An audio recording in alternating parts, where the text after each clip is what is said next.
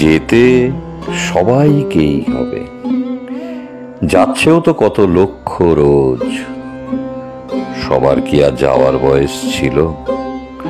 তবু যাচ্ছে, কারণ চলে যাওয়ার আদেশ এলো বলে।